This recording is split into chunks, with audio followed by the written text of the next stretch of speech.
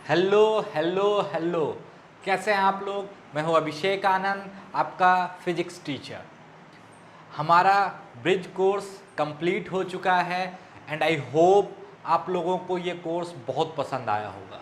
जो भी बच्चे 10वीं से 11वीं में जा रहे हैं उनके लिए ये कोर्स काफ़ी यूज़फुल होगा।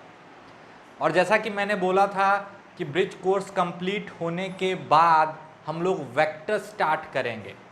ऑल्दो मैं वेक्टर काइनेमेटिक्स के साथ करता था, बट इस बार मैं कोशिश कर रहा हूँ कि चूँकि 10वीं के बोर्ड में अभी कुछ समय है, तो अगर आप बच्चे उसको यूटिलाइज करना चाहते हैं तो ब्रिज कोर्स के बाद आप लोग वेक्टर अलजेब्रा कर सकते हो, जो कि फिजिक्स के लिए काफ़ी इम्पॉर्टेंट है ना।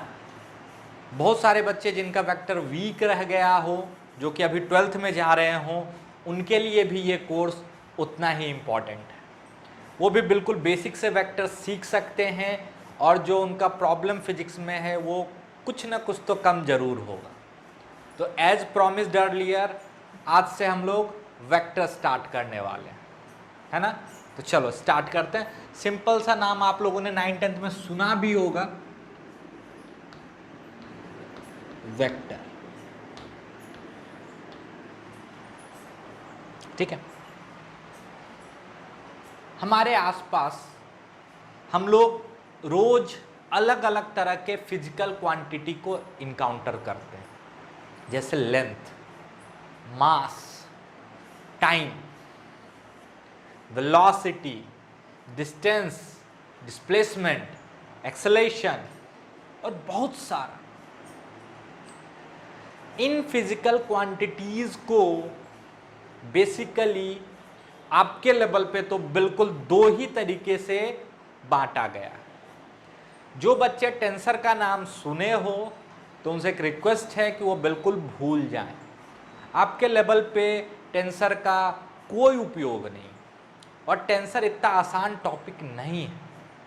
जब आप इंजीनियरिंग कर रहे होगे तो आपको टेंसर से डील करना होगा फर्स्ट ईयर में, फिर आपको समझ में आएगा कि टेंसर इतना आसान नहीं है ना। असल में वेक्टर और स्केलर भी टेंसर के ही टाइप है, तो हम उस पर बात बिल्कुल नहीं कर रहे हैं। हमारे लिए फिजिकल क्वांटिटी सिर्फ और सिर्फ दो तरह के होंगे, one is scalar and another is vector. बात खत्म। फालतू का दिमाग लगाने की कोई ज़रूरत नहीं है, रिसर्च की कोई ज़रूरत नहीं है। चाहे जेई का सिलेबस हो या नीट का सिलेबस हो, सिर्फ दो ही क्वांटिटी की बात करेंगे, वेक्टर और स्केलर। अब बात आता है कि स्केलर क्या है और वेक्टर क्या है। तो पहले हम उस नज़रिए से, उस तरीके से बात करते हैं जो आपने 9th-10th में पढ़ा है। आप लोग जानते हो कि आप बोलते हो कि सर स्केलर की अगर बात करें तो दीज आर फिजिकल क्वांटिटीज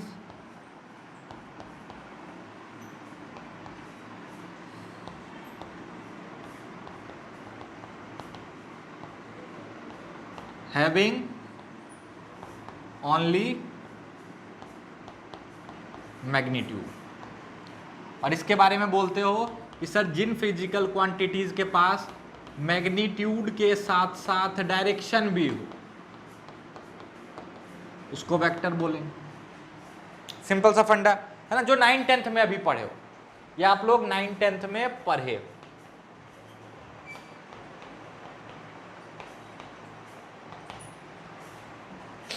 ठीक है।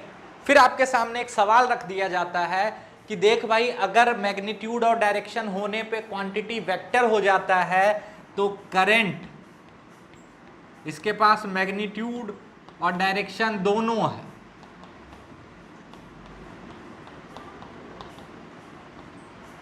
बट फिर भी हम इसको वेक्टर क्यों नहीं बोलते हैं। और कुछ टीचर एक ऐसा शब्द का प्रयोग कर देते हैं जो नहीं करना चाहिए आपके लेवल पे, और वो बोल देते हैं कि करंट ना तो वेक्टर है ना स्केलर है, करंट टेंसर है। ठीक है, बिल्कुल नहीं। आपके लेवल पे करंट की अगर जब भी बात होगी तो ये स्केलर है, बात खत्म, कोई दिक्कत। फिर सवाल आता है कि सर क्यों, करंट के पास तो मैग्नीट्यूड भी है, डायरेक्शन भी है। बट ये फिर भी स्केलर है। और फिर आपके दिमाग में एक सवाल आता है कि सर अगर किसी स्केलर क्वांटिटी में डायरेक्शन लगा दें तो क्या वो वेक्टर बनेगा? फिर एक सवाल आपके दिमाग में आना चाहिए कि ये वेक्टर और स्केलर क्या हम डिसाइड करते हैं? कि चलो आज नाम रख दिए कि भाई डिस्टेंस स्केलर हो गया, डिस्प्लेसमेंट वेक्टर हो गया, फोर्स वेक्टर हो गया, है ना, मास स्केलर हो गया। क्या ये हम डिसाइड करते हैं कि हम सिर्फ कैटेगराइज करते हैं? दोनों में डिफरेंस है। एक तो हम डिसाइड किए कि नहीं ये है वेक्टर है, हम बोले तो वेक्टर है, और एक चीज है कि हमने उनकी प्रॉपर्टी ऑब्जर्व करी नेचर में और उसके अनुसार उसको क्लासिफाई करा। देयर इज ए डिफरेंस, है ना। तो आज हम इन्हीं चीजों पे बात करेंगे बारी बारी से कि भाई क्या वेक्टर स्केलर हम बोल देते कि देख आज से तू वेक्टर, आज से तू स्केलर, या फिर इसके पीछे कुछ और कहानी। और अगर मैग्नीट्यूड और डायरेक्शन होने से कोई वेक्टर हो जाता है तो करंट वेक्टर क्यों नहीं? हम लोग बिल्कुल बेसिक से चलेंगे और मैं उम्मीद करता हूं कि आप वेक्टर को बिल्कुल एक नए नजरिए से देखोगे, है ना। तो यहां तक की कहानी में जो जो चीजें आपको समझ में आई हैं और बहुत सारी बातें जो मैं बोलता चला गया समझाने के क्रम में, लेकिन मैंने यहां नहीं लिखा, उनको भी आप अपने लैंग्वेज में नोट डाउन करो। यही होता है प्रॉपर तरीका नोट्स बनाने का। और अगर आप बोलोगे तो हम एक छोटा सा सेपरेट वीडियो बना के आपको बताएंगे कि हम लोग नोट्स कैसे बनाते हैं, एक प्रॉपर नोट्स, एक अच्छा नोट्स कैसे बनता है। तो पहले तो यहाँ तक की बातों को नोट डाउन करो, और साथ में मैंने कुछ और बातें बताई कि करंट मैग्नीट्यूड डायरेक्शन होने पे भी स्केलर क्यों है, क्या हम डिसाइड करते हैं कि ये क्वांटिटी वेक्टर होगा या स्केलर होगा, क्या ये डेफिनेशन सफिशिएंट है कि और कुछ जानने की जरूरत है ना। इन सारे सवालों को नोट डाउन करो, फिर हम इन पे बात करें। तो जल्दी से नोट डाउन करो।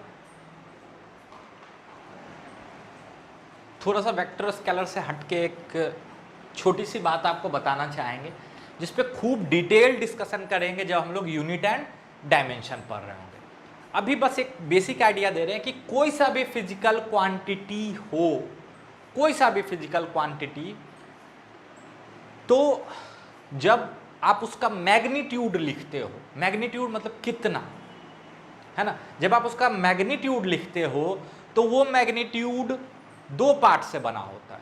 चाहे देखो मास है तो मास आप कैसे लिखोगे, ये स्केलर या वेक्टर कोई भी हो, कोई भी क्वांटिटी, जब हम उस क्वांटिटी का मैग्नीट्यूड लिखते हैं तो मैग्नीट्यूड दो पार्ट से बना होता है। क्या? अगर जैसे मास लिखते हो 2 kg, ध्यान से सुनो, ठीक है, इस दो पार्ट में ये वाला पार्ट कहलाता है न्यूमेरिक वैल्यू,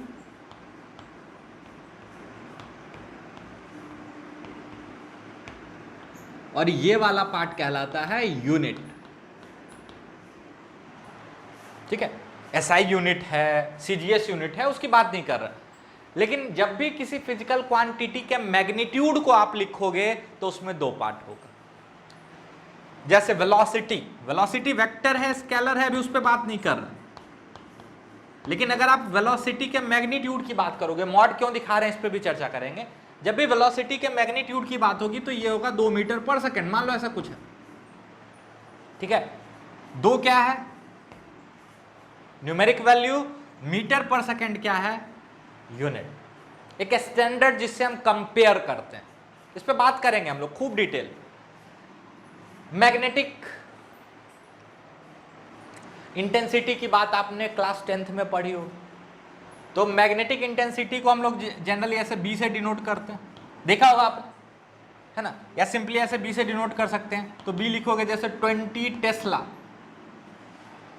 तो 20 क्या है आपका न्यूमेरिक वैल्यू, और टी क्या है? टेस्ला। ये जो किसी भी फिजिकल क्वांटिटी का मैग्नीट्यूड है, ध्यान से सुनना, किसी भी फिजिकल क्वांटिटी का जो मैग्नीट्यूड है ये बेसिकली बताता है कितना, अगर रफ लैंग्वेज में बोले, साधारण भाषा में बोले, तो मैग्नीट्यूड बेसिकली बताता है कितना मास है, कितनी वेलोसिटी है, मैग्नेटिक फील्ड की इंटेंसिटी कितनी है ना। ये जो कितना वाला पार्ट है इसी को बोलते हैं मैग्नीट्यूड। और जब भी मैग्नीट्यूड आएगा तो ध्यान रखना, चाहे वो वेक्टर हो या स्केलर,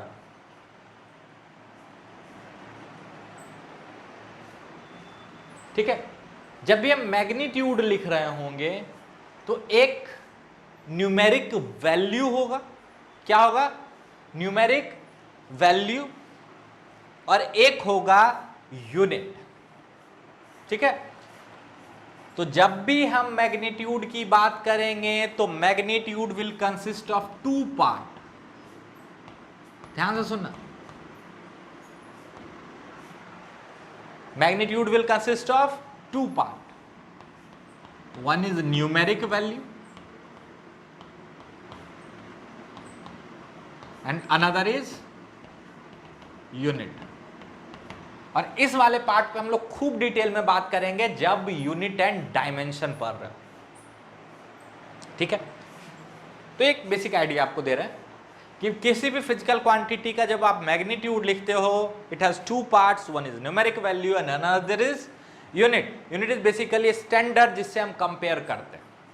जैसे एक सिंपल सा एग्जांपल, मास, एक वेइंग जो आपके पास होता है आयरन का बना हुआ, लोहे का, जिसको हिंदी में क्या बोलते हो आप लोग? बटखरा, लोकल लैंग्वेज। उससे आप कंपेयर करते हो बेसिकली। अगर इसका 2 गुना है, अगर ये 1 kg का बोल्ड है, अगर ये स्टैंडर्ड 1 kg का है, तो अगर 2 गुना मास है तो बोलेंगे 2 kg, इसका 3 गुना मास है तो 3 kg। ये कंपैरिजन, ठीक है। इस पर ज़्यादा चर्चा नहीं करते हैं, बस आपको इतना बता रहे हैं कि मैग्नीट्यूड का 2 पार्ट होगा, न्यूमेरिक वैल्यू एंड यूनिट, ठीक है। चाहे वो वेक्टर का मैग्नीट्यूड हो या स्केलर का मैग्नीट्यूड हो, और मैग्नीट्यूड बताएगा कितना, ठीक है। तो नोट डाउन करो यहां तक। फिर एक बात जो बार बार आप लोग बचपन से सुनते आए हो कि वेक्टर का डायरेक्शन होता है, वेक्टर का डायरेक्शन होता है, वेक्टर का डायरेक्शन होता है। भाई इस डायरेक्शन का क्या सिग्निफिकेंस है ना, इस डायरेक्शन का क्या सिग्निफिकेंस है? और जो डेफिनेशन वेक्टर और स्केलर का हमने पढ़ा था, अगर वो कंप्लीट है तो वो करंट स्केलर कैसे है, इसका जवाब क्यों नहीं है मेरे पास?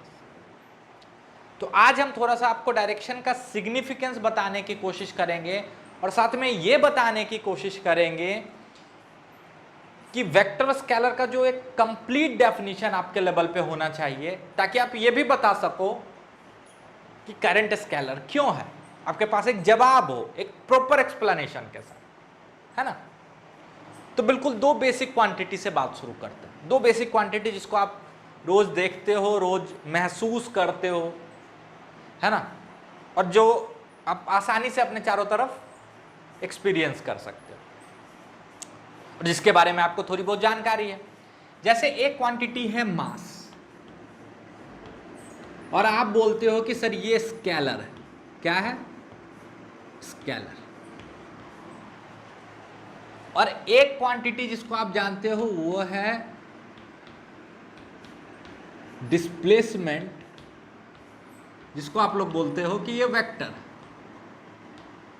ठीक है। फिर बाद में साथ में लगे हाथ इस पर भी बात कर लेंगे। एक और क्वांटिटी है जिसको हम लोग बोलते हैं डिस्टेंस, और हम लोग बोलते हैं कि ये स्केलर है ना, ये स्केलर। समझने की कोशिश करेंगे सिंपल एग्जांपल से कि ये डायरेक्शन डायरेक्शन डायरेक्शन जो आप चिल्लाते हो, क्या मतलब है इसका? ध्यान से बताता हूं। जो अलजेब्रा, जो सिंपल अलजेब्रा आज तक आप पढ़ते आए हो, वो अलजेब्रा स्केलर अलजेब्रा कहलाता है। क्या कहलाता है? स्केलर अलजेब्रा, जिसमें आप जानते हो कि अगर 2 में 3 जोड़ दें तो क्या आएगा? तो सर 5 आ जाएगा। 4 में 3 जोड़ दें तो क्या आ जाएगा? 7 आ जाएगा। ये अलजेब्रा बचपन से आज तक आप पढ़ते आए और इस सिंपल अलजेब्रा को हम लोग बोलते हैं स्केलर अलजेब्रा। बिल्कुल ध्यान से मेरी बात सुनते जाना। ये जो सिंपल सी गणित आप बचपन से पढ़ते आए हो, है ना,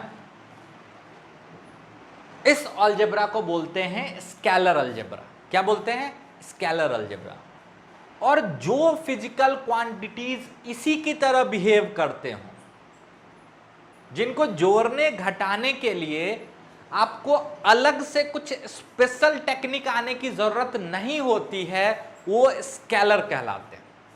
एक ये पार्ट है जो आप मिस करते हो। बेसिकली जो फिजिकल क्वांटिटीज जिनके पास सिर्फ मैग्नीट्यूड है और वो सिंपली इस अलजेब्रा को फॉलो करता है, उसको हम स्केलर बोलते हैं। पहले डेफिनेशन लिख लो, फिर समझाते हैं। स्केलर का फुल डेफिनेशन आप ऐसे लिखो, स्केलर फिजिकल क्वांटिटीज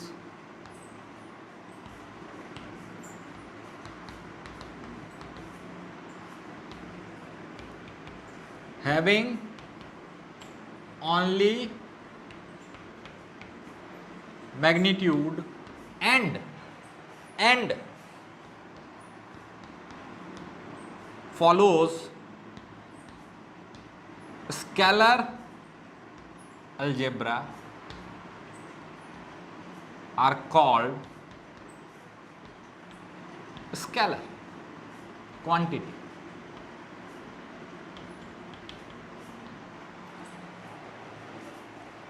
ये वाला पार्ट आप मिस कर रहे हो। अभी इसका इंपॉर्टेंस समझ में आएगा, ठीक है। चलो हम आज के दिन ऐसे ही मूड कर गए। ये जो डायरेक्शन का सिग्निफिकेंस है कि हम लोग अब बात करने वाले हैं significance of direction in vector quantities.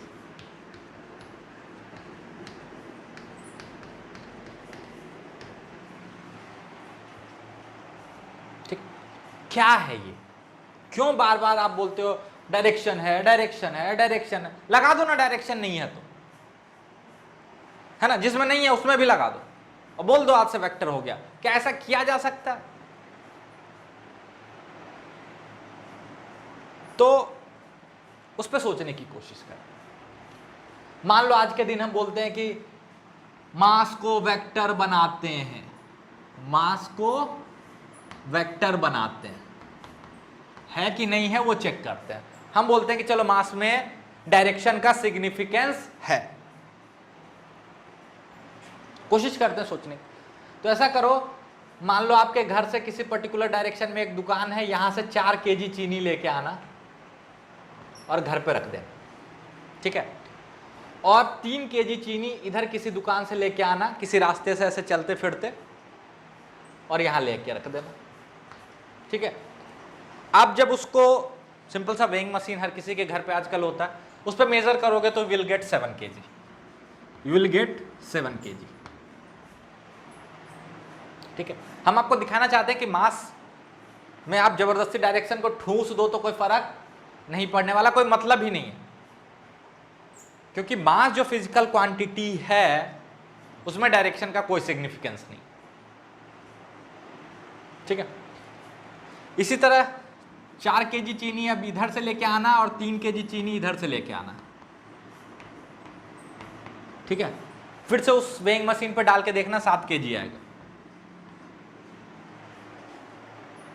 ठीक है। अब की बार ऐसा कोशिश करना कि 4 केजी चीनी इधर से लाना और 3 केजी चीनी भी इधर से लाना, और फिर वेइंग मशीन पे रखना, देखना 7 केजी आएगा। क्या आएगा? 7 केजी, 7 केजी।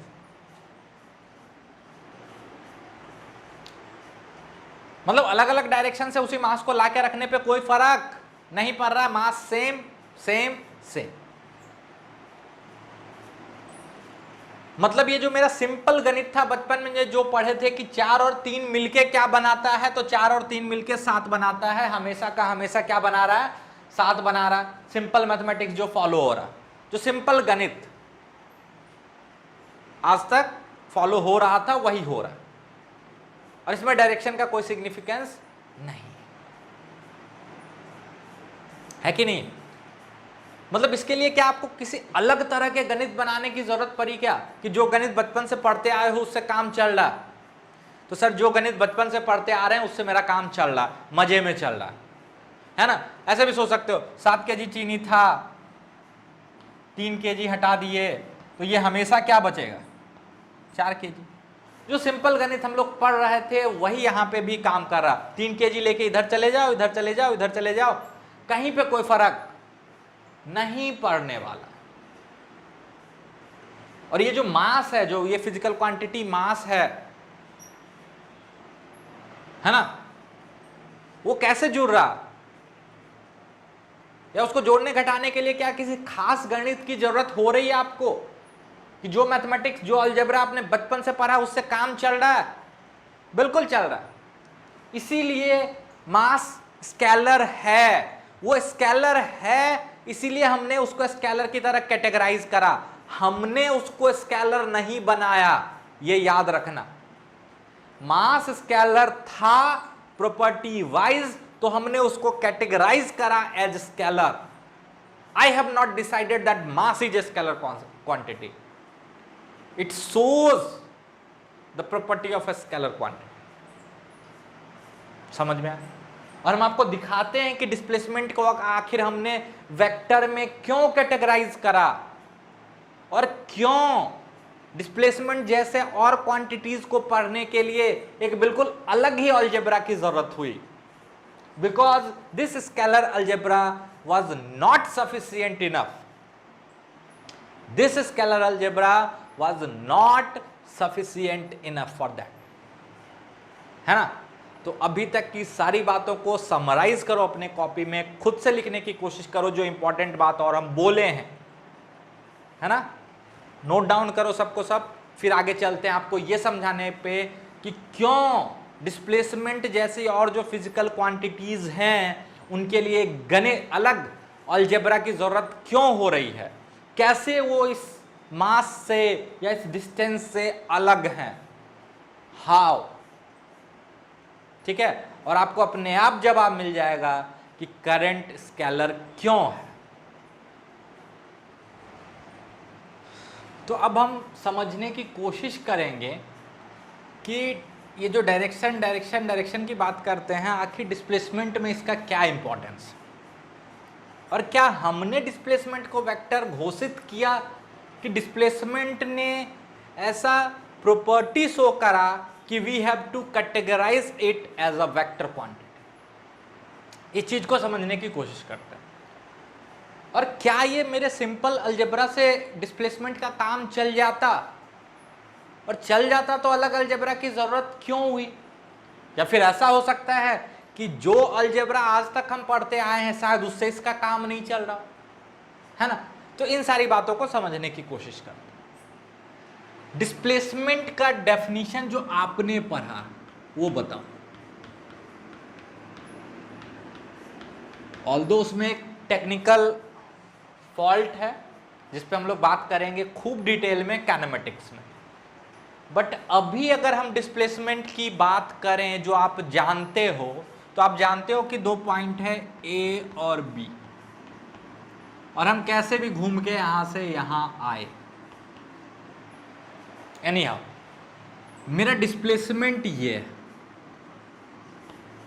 है ना, और आप लोग बोलते हो कि shortest distance between initial and final position.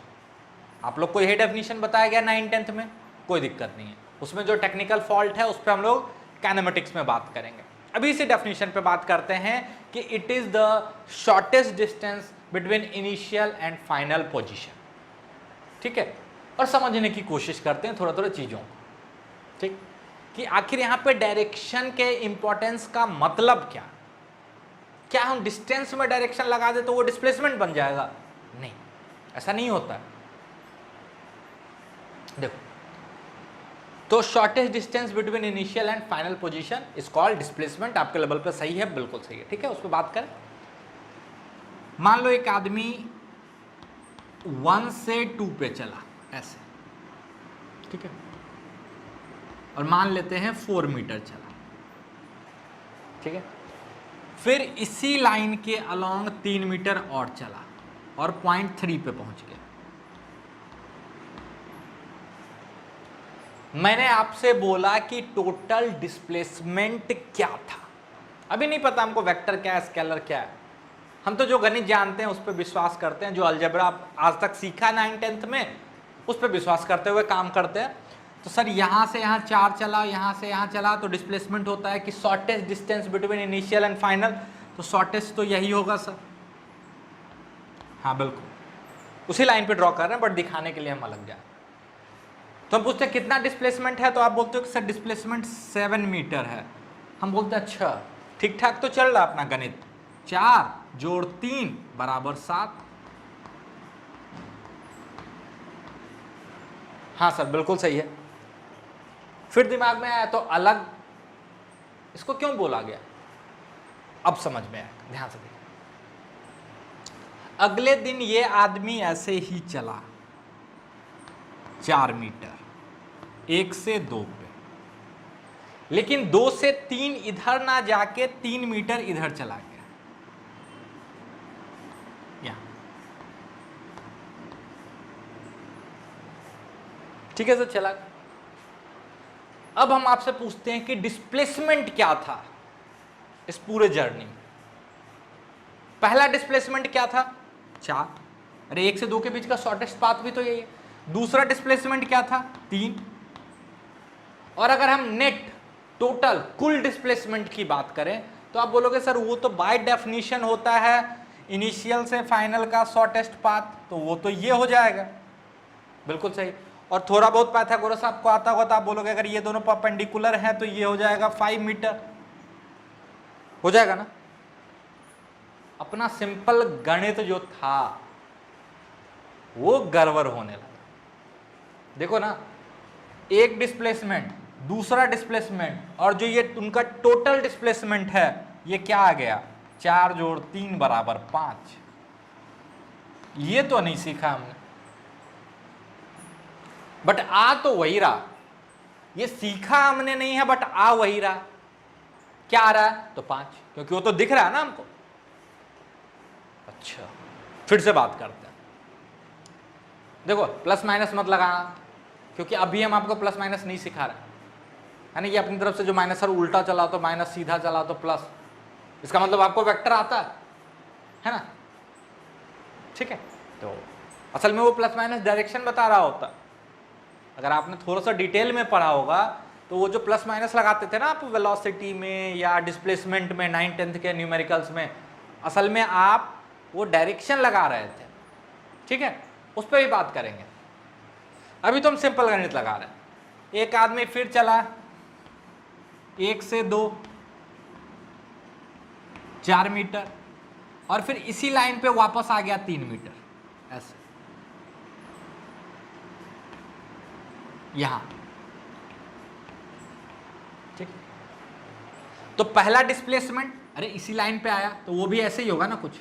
तो पहला डिस्प्लेसमेंट 4, दूसरा डिस्प्लेसमेंट 3, और जो इनका नेट डिस्प्लेसमेंट आया, मतलब जो इन दोनों का जो एक इफेक्टिव डिस्प्लेसमेंट आया वो क्या आया, वो तो आया 1 मीटर ऐसे।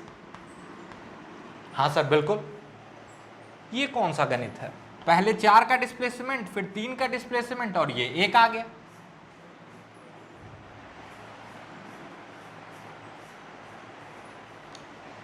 समझ में आ रहा है। यहां डायरेक्शन बदलने से चीजें बदल रही हैं, यहां डायरेक्शन बदलने से नेट इफेक्ट बदल रहा है। इसमें डायरेक्शन का इंपॉर्टेंस है। बात समझ में आ रही है। यहां देखो ना, ये 4 और बस 3 का डायरेक्शन इधर ले गए, पहले इधर था अब इधर ले गए, नेट बदल गया। जो इफेक्ट था पहले क्या था, पहले 7 का डिस्प्लेसमेंट इधर मिलता था, अब 5 का डिस्प्लेसमेंट कुछ इधर मिल रहा है। 4 और 3 का डिस्प्लेसमेंट उल्टा कर लेने से बिल्कुल अलग डिस्प्लेसमेंट आ गया। अब तो 1 का मतलब डायरेक्शन बदलने से चीजें बदल रही हैं। और साथ में एक और चीज देखो, 4 में 3 जुड़ के 5 भी दे रहा है, 4 में 3 जुड़ के 7 भी दे रहा है, और 4 में 3 जुड़ के 1 भी दे रहा है। और अगर थोड़ा बहुत वेक्टर का नॉलेज है, रियलिटी की बात करें तो ये 4 और 3 जुड़ के वेक्टर में ध्यान से सुनना, ये 4 और 3 जुड़ के वेक्टर में 1 से लेके 7 के बीच में हर नंबर दे सकता है, हर वैल्यू दे सकता है। मतलब जो अलजेब्रा अभी तक पढ़ते आ रहे थे वो यहां काम नहीं कर रहा। पहला पॉइंट, जो अलजेब्रा अभी तक हमने पढ़ा था वो यहां फेल हो गया। फेल हो गया ना। और साथ में डायरेक्शन का इंपॉर्टेंस दिखने लगा।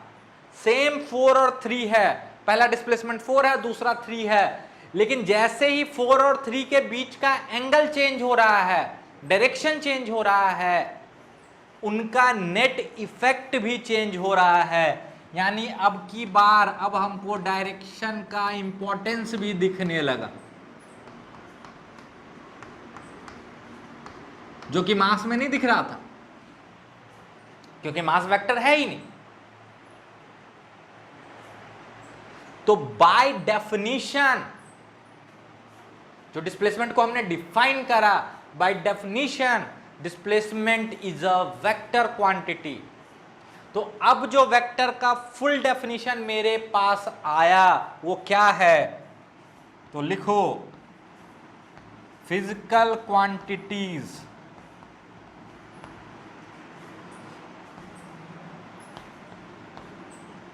which have both magnitude and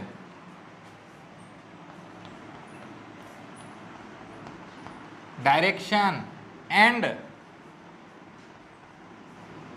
follows a special type of algebra, special type of algebra। इस अलजेब्रा को हम लोग बोलते हैं वेक्टर अलजेब्रा, ब्रैकेट में लिख लो।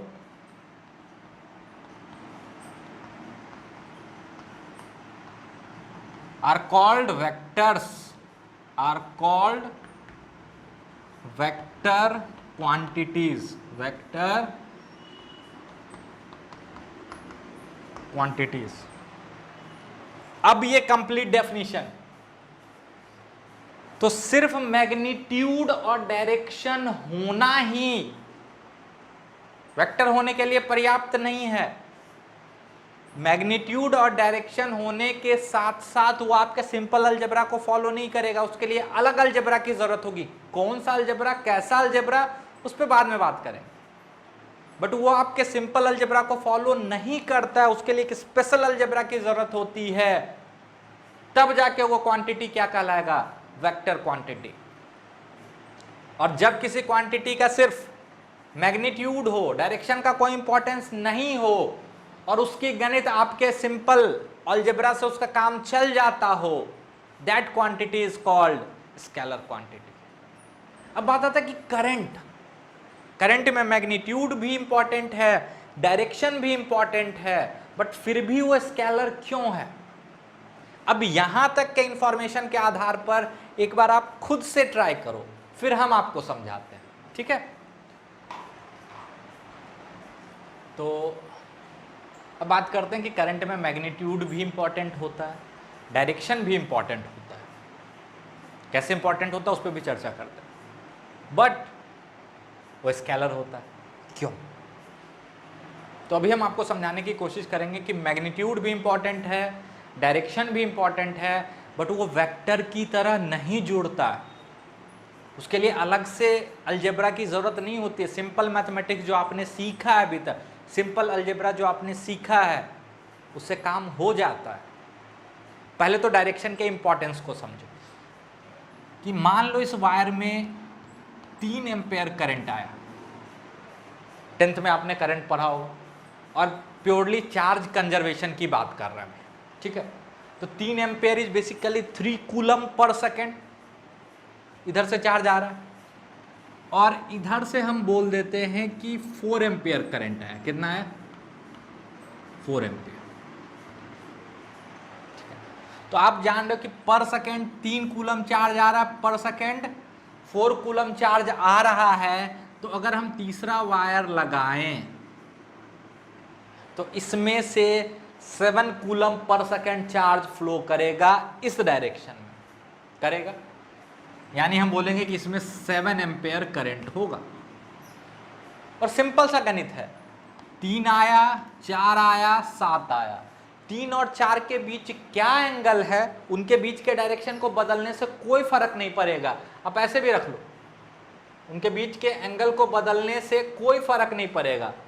3 एम्पेयर ऐसे, 4 एम्पेयर ऐसे, अगर दोनों ही जंक्शन की तरफ आ रहा, दोनों करंट का डायरेक्शन क्या है? जंक्शन की तरफ, किसी एंगल पे रखो कोई फर्क नहीं पड़ेगा। इससे तीसरा वायर जैसे ही आएगा तो उसमें कितना करंट जाना पड़ेगा?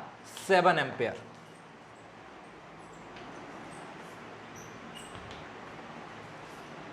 ठीक है, मतलब ये वेक्टर की तरह नहीं जुड़ रहा। वेक्टर में क्या था? देखो, 4 और 3 ऐसे हो तो अलग रिजल्टेंट, और 4 और 3 ऐसे हो तो अलग रिजल्टेंट, है ना। 4 और 3 ऐसे होने पे 7 आ रहा था, और 4 और 3 के बीच का एंगल बदल दो तो 5 हो रहा था। इसमें नहीं हो रहा, मतलब ये वेक्टर अलजेब्रा को फॉलो नहीं कर रहा। फिर बात आता है कि सर क्या इसमें डायरेक्शन का इंपॉर्टेंस है? बिल्कुल है, इसमें डायरेक्शन का इंपॉर्टेंस है। कैसे इंपॉर्टेंस है? अगर हम बोल दें कि ये 3 एम्पेयर करंट ऐसे आया, ठीक है, देखो डायरेक्शन, लेकिन इस वायर में 4 एम्पेयर जंक्शन की तरफ ना लाके 4 एम्पेयर इधर की तरफ कर लेते हैं, बैटरी की पोलैरिटी बदल दोगे, है ना। ये किसी सर्किट का हिस्सा है, तो बाय चार्ज कंजर्वेशन आप बोलोगे कि यहां पे जो वायर होगा इसमें अब 1 एम्पियर का करंट ऐसे जा रहा होगा, है ना। करंट का डायरेक्शन बदलने से इस वायर का करंट चेंज हुआ, that means direction of current is important. That means current has both magnitude and direction, but since it does not need special type of algebra, it does not need vector algebra for its addition, it simply uses our old sweet scalar algebra, है ना। जो पुरानी गणित 4 3 जोड़ते घटाते थे, ये उसी को फॉलो करके काम चल रहा है। इनके बीच के एंगल को बदलने से कहानी नहीं बदल रही है। That's why this is scalar. इसलिए करंट क्या है मेरा? स्केलर। तो आई होप आपके एक पुराने सवाल का अच्छा जवाब मिल गया, ठीक है। अब हम प्रॉपर अपना पूरा का पूरा ध्यान वेक्टर की तरफ लगाते हैं और वेक्टर को सीखने की कोशिश करते हैं, है ना। तो यहाँ तक की बातों को नोट करें और अब प्रॉपर वेक्टर की स्टडी करते हैं, क्योंकि स्केलर अलजेब्रा तो बचपन से आज तक आप पढ़ते ही आ रहे, है ना। तो अब हम लोग वेक्टर की कहानी इंट्रोड्यूस करेंगे कि वेक्टर क्या है, इसको कैसे दिखाते हैं, इसका क्या अलजेब्रा है, इसकी क्या गणित है, इसको समझने की कोशिश करेंगे, ठीक है। तो नोट करो यहाँ पे। अब हम लोग बात करेंगे वेक्टर क्वांटिटीज की, कि आखिर ये वेक्टर है क्या, इसको रिप्रेजेंट कैसे करते हैं, ठीक है। तो हम अभी तक के कहानी से इतनी बात तो समझ गए कि वेक्टर में 2 इंफॉर्मेशन होगा, पहला मैग्नीट्यूड और डायरेक्शन, और वो एक अलग तरह के अलजेब्रे को फॉलो करेगा जिसकी बात हम लोग करेंगे। तो पहले तो ऐसे समझने की कोशिश करते हैं कि वेक्टर के मैग्नीट्यूड और डायरेक्शन को दिखाते कैसे हैं। जैसे मास में तो सिर्फ मैग्नीट्यूड है, तो हम लिख देते हैं m बराबर 20 kg, आदमी समझ जाता है कि हाँ भाई 20 kg का मास। बट डिस्प्लेसमेंट में दो चीज होगा, एक मैग्नीट्यूड और एक डायरेक्शन। तो ग्राफिकली इसको कैसे रिप्रेजेंट करते हैं, तो पहले हम लोग बात करते हैं ग्राफिकल रिप्रेजेंटेशन ऑफ वेक्टर। तो वेक्टर को ग्राफिकली एरो से डिनोट किया जाता है। किससे? एरो से। हिंदी में तीर बोलते हो, वेक्टर को एरो से डिनोट किया जाता है। एरो के पास भी दो कहानी, एरो के पास भी दो इंफॉर्मेशन है, एक तो एरो की लंबाई और दूसरा एरो का डायरेक्शन। इसी दोनों इंफॉर्मेशन का यूज हम लोग करते हैं वेक्टर को रिप्रेजेंट करने के लिए। कैसे? तो एरो का जो डायरेक्शन होता है, ध्यान से सुनना, एरो का जो डायरेक्शन होता है वो आपके वेक्टर के डायरेक्शन को रिप्रेजेंट करता है। पहला point, direction of arrow is the direction of vector.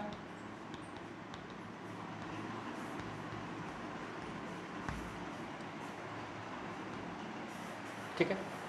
और दूसरी बात, लेंथ ऑफ द एरो, ये जो एरो का लेंथ है वो वेक्टर के मैग्नीट्यूड के बराबर नहीं होता है। ध्यान से सुनना, एक दो जगह पे हमको लिखा हुआ दिखा है कि इसका जो लेंथ होता है वो मैग्नीट्यूड के बराबर होता है। बिल्कुल नहीं, वेक्टर का लेंथ मैग्नीट्यूड के प्रोपोर्शनल होता है ना। तो लेंथ ऑफ एरो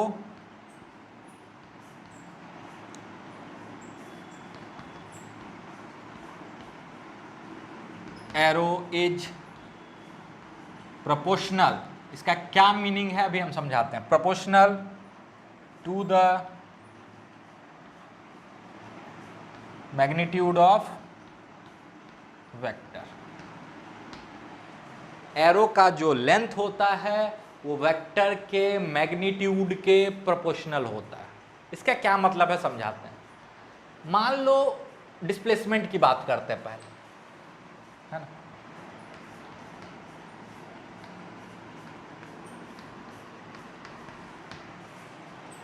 मान लो हम डिस्प्लेसमेंट की बात करते हैं, तो ठीक है, डिस्प्लेसमेंट के केस में तो एरो का लेंथ और वेक्टर और डिस्प्लेसमेंट का मैग्नीट्यूड बराबर किया जा सकता है। कैसे? तो मान लो हम बोलते हैं कि सर यहां से यहां पार्टिकल गया 10 सेंटीमीटर, यहां से यहां 10 सेंटीमीटर चला, तो इसको एक 10 सेंटीमीटर के एरो से डिनोट कर दिए। हम बोले कि सर डिस्प्लेसमेंट कुछ ऐसा है, इस डायरेक्शन में ऐसे, है ना। ठीक है, अच्छी बात। डिस्प्लेसमेंट भी लेंथ है, एरो का भी लेंथ है, आपने बोला दोनों बराबर है, कोई दिक्कत नहीं डिस्प्लेसमेंट के केस में। लेकिन अगर हम आपको बोल रहे हैं कि अगर हम बराबर बोलते हैं तो क्या पंगा आएगा, ध्यान से सुनिए। मान लो आपके पास एक 100 न्यूटन का फोर्स है ईस्ट की तरफ, ये जानते हो ना direction, east, west, north, south. मान लो आपके पास एक 100 न्यूटन का फोर्स है ईस्ट की तरफ, तो फोर्स का यूनिट न्यूटन है और लेंथ का यूनिट सेंटीमीटर, मीटर है। अगर यहां पे आप बोलते हो कि एरो का लेंथ वेक्टर के मैग्नीट्यूड के बराबर होगा, तो क्या ये कभी पॉसिबल है? अब लॉजिकली सोचो ना, नहीं। तो यहां पे अगर आपको कोई बोले कि 100 न्यूटन का फोर्स है, 100 न्यूटन फोर्स है किधर की तरफ, तो टुवर्ड्स ईस्ट, तो आप एक स्केल यूज करोगे, एक प्रोपोर्शनैलिटी यूज करोगे और आप बोलोगे कि देखो 100 न्यूटन का फोर्स है ना, तो ऐसा करते हैं कि हम 10 सेंटीमीटर के एरो से दिखा देते हैं। और ये एरो किस तरफ डायरेक्टेड है? तो ईस्ट की तरफ। और हम यहाँ पे एक लिख देंगे स्केलिंग कि हाँ 10 सेंटीमीटर 100 न्यूटन को दिखा रहा। ये एक प्रोपोर्शनैलिटी है, ना कि इक्वालिटी। बात समझ में आ रही? इसी तरह अगर आपसे कोई पूछ दे कि मैग्नेटिक फील्ड है नॉर्थ की तरफ 25 टेस्ला का, 25 टेस्ला का मैग्नेटिक फील्ड नॉर्थ की तरफ है, तो आपने लिख दिया अच्छा चलो एक ऐसे एरो बना दिया, इस एरो का कुछ लेंथ है मान लो 5 सेंटीमीटर है, तो आप बोल रहे हो कि यहाँ पे 5 सेंटीमीटर 25 टेस्ला के मैग्नेटिक फील्ड को शो कर रहा। 5 centimetre is proportional to 25 tesla. अभी बोलो ना सेंटीमीटर और टेस्ला कैसे बराबर होगा, सेंटीमीटर और न्यूटन कैसे बराबर होगा, नहीं हो सकता। दैट्स वाई हम बोल रहे हैं कि length of the arrow is proportional to the magnitude of vector. ये वेक्टर के मैग्नीट्यूड के प्रोपोर्शनल है। अब जैसे ये 100 न्यूटन के फोर्स को दिखा रहा, ध्यान से सुनना, किस तरफ है तो ईस्ट की तरफ। तो आप जैसे ही यहां पे दूसरा एरो खींचते हो ऐसे, मान लो इसका लेंथ में आधा, इसका लेंथ में आधा नीचे की तरफ, और बोलते हो कि ये भी फोर्स को ही दिखा रहा। किसको दिखा रहा है? फोर्स को। लेकिन इसका लेंथ अगर कितना है 10 सेंटीमीटर, तो इसका लेंथ है 5 सेंटीमीटर मान लो। तो जिसको ये पता ना कि ये प्रोपोर्शनैलिटी को रिप्रेजेंट करता है लेंथ ऑफ एरो, वो तुरंत समझ जाएगा कि देखो भाई 10 सेंटीमीटर अगर 100 न्यूटन को दिखा रहा है तो 5 सेंटीमीटर 50 न्यूटन फोर्स को दिखा रहा होगा, जो कि साउथ की तरफ है। तो समझदार आदमी तुरंत बोलेगा अच्छा ये भी फोर्स है 50 न्यूटन का टुवर्ड्स साउथ।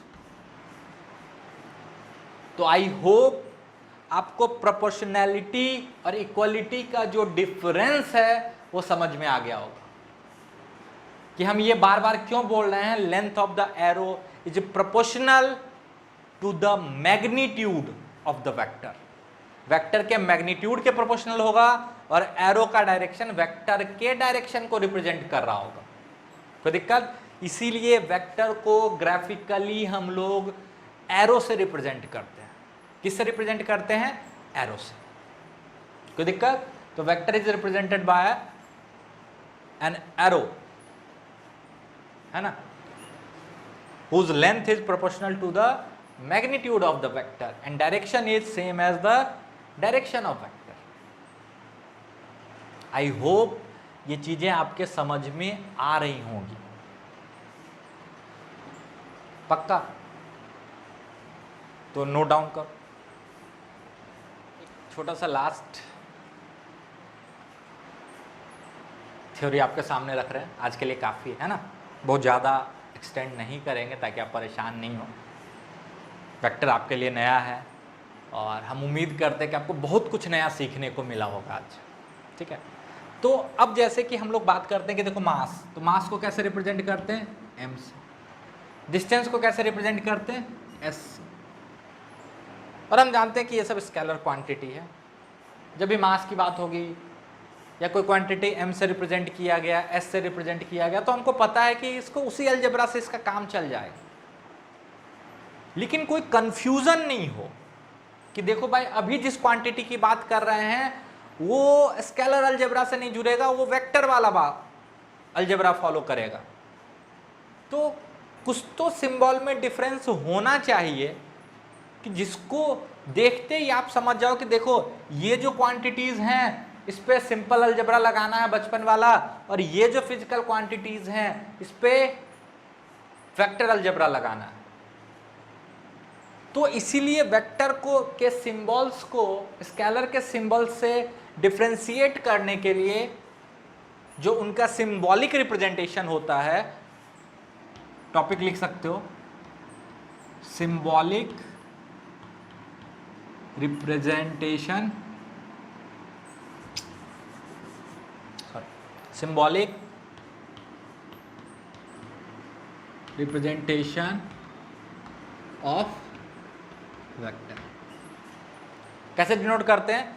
तो ये अल्फाबेट के ऊपर एक एरो लगा होता है छोटा सा, ठीक है, अल्फ़ाबेट के ऊपर एरो लगा देते हैं तो हम समझ जाते हैं कि ये जो क्वांटिटी है ये वेक्टर क्वांटिटी। कुछ बुक्स इसको बोल्ड में दिखाते हैं, कुछ फॉरेन ऑथर की किताब पढ़ोगे तो उसमें जो वेक्टर क्वांटिटीज की चर्चा हो रही होगी तो उसको डार्क लेटर, बोल्ड लेटर में दिखाया जाता है। ठीक है, ये भी एक तरीका। कोई दिक्कत? तो या तो अल्फाबेट के ऊपर एरो लगा होगा। अब ये मत सोचना कि ये एरो भी डायरेक्शन बता रहा है, ऐसा नहीं कि एक वेक्टर इधर जा रहा है तो इस पे एरो ऐसे लगाएंगे, कोई वेक्टर इधर नीचे की तरफ है तो उस पे एरो ऐसे, नहीं नहीं नहीं। अगर हम किसी वेक्टर क्वांटिटी को सिंबॉलिकली रिप्रेजेंट कर रहे हैं तो सिंपली जैसे कि हम मैग्नेटिक फील्ड को बी से रिप्रेजेंट करते हैं तो ऐसे लिखा होगा, सामने वाला तुरंत समझ जाएगा कि ये जो बी है ना वो किसी वेक्टर क्वांटिटी को रिप्रेजेंट कर रहा है। वेलोसिटी को जनरली ऐसे डिनोट करते हैं तो सामने वाला तुरंत समझ जाएगा कि ये जो v वाली क्वांटिटी है ना इसमें वो वाला अलजेब्रा लगाना है जो वेक्टर के लिए होता है ना। और कुछ बुक्स ये ऐसे बोल्ड यूज करते हैं, कुछ फॉरेन ऑथर्स की बुक, बट जो मॉडर्न बुक्स हैं वो एरो हेड ही यूज करते हैं, ए के ऊपर एक एरो लगा होता है या बी के ऊपर या वी के ऊपर एरो लगा होता है। बात समझ में है? पक्का? तो हम लोग भी यही फॉलो करने वाले हैं। कोई दिक्कत? तो आज के लिए काफ़ी है। आई होप आपको बहुत सारी नई बातें सीखने को मिली होंगी। आपको ये वीडियो अच्छा लगा होगा तो लाइक शेयर सब्सक्राइब जरूर कीजिएगा और ज़्यादा से ज़्यादा दोस्तों में इसके बारे में बताइए ताकि उनको भी फ़ायदा हो इस लेक्चर सीरीज़ से। Thank you.